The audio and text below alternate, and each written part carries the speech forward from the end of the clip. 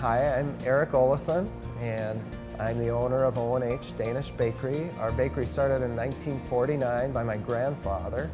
I'm a third-generation owner now, and I've got a son and a son-in-law who work with me in the business, and that's the fourth generation, and the fifth generation is our grandchildren that we love, and they love Kringle. Danish baking is oftentimes a lot of butter, a lot of eggs, a lot of milk. It's all those dairy products that are very, very indigenous to Racine, Wisconsin, actually. And so that's what Wienerbrot or Vienna bread is, this very rich dough made with eggs and milk, and then we roll in the butter between the dough. So we get this layering process, and that's what I have right in front of me here, is we have this layering of dough and butter, and dough and butter. So I'll point with a knife because it's easier than my finger, but you can see it first with the dough, then the butter, and it just keeps repeating. So we have 18 layers in our case. O&H does it with 18 layers. So then we roll the dough some more on the second day. We do some things to it, but essentially we're rolling it down thinner, but not too thin, because we want to take it very thin on the third day. So then the second day we roll it, and again we refrigerate it overnight. Because we're not going to bake this. This is for the purposes of showing you. I'm just going to cut one. I can only do this because it's recently out of the refrigerator. So now we have a cross section of 18 layers of butter on the top and the bottom, and actually right here we have the overlap of that strip of dough that has been enveloping the fillings inside. This particular Kringle is cherry and cream cheese and cranberries. And we call this a Wisconsin Kringle because it has cherries from Door County, it's got cranberries from the Wisconsin Rapids area, and it's got cream cheese from north of Milwaukee in West Bend area. So we make these Kringle. This 3-day. This is the third day where we put these fillings in, and then we prepare the Kringle for the oven. We let it bake for about 22 minutes, and it puffs up nice and beautiful, and then it cools down and settles down into a much flatter product, and then we put an icing on top. So we've got this same Kringle here, and open that up.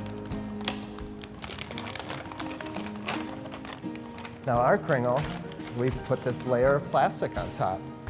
And the reason we do that is so that when you slide that Kringle out of the bag, that the icing comes with it. Because sometimes, it's been our own personal experience where sometimes the icing will stick to this bag, and you pull it out and some of the icing's still in the bag. And it kind of deflates the experience a little bit. So in this case, we've got our Kringle that has taken 3 days to make.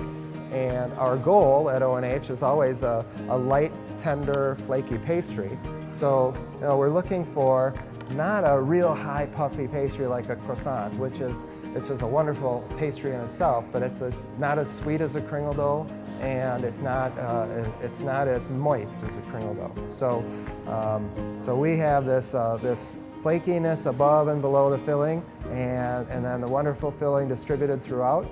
So and then the icing on top, and it's just, you asked me earlier, what's the right size of a Kringle slice? I guess you just saw what I thought was the right size of a Kringle slice, but it's some people are going to make it twice this size, some people are going to make it half this size. That's a beautiful thing. So the first Kringle was made into a pretzel shape, and what the Racine bakers, or the bakery owners of Racine, recognized many years ago, back in the 1940s and 1950s, was that when they would share the Kringle, the last pieces eaten were those overlapping parts. So they came up with the idea, well, let's just eliminate the overlapping parts. So instead of making our pretzel shape, we're going to make the oval shape. The origins of the oval-shaped Kringle are from Racine, Wisconsin. The origins of Kringle are from Denmark. The only difference is the shape.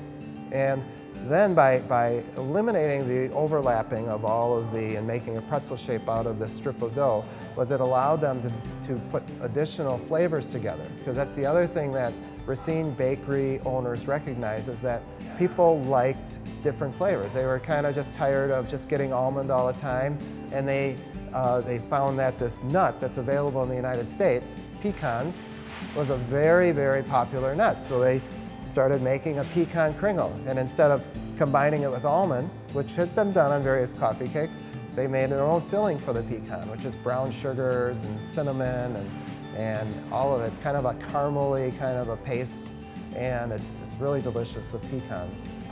Even with a 3-day process and being a light, tender, flaky pastry, it mail orders really, really well. So we have countless people that maybe have never even been to Racine, Wisconsin, but they found us and have learned about us, whether it's through friends or whether it's just poking around on the internet, or blogs like yourself, and different publications and shows that Kringle have been featured on.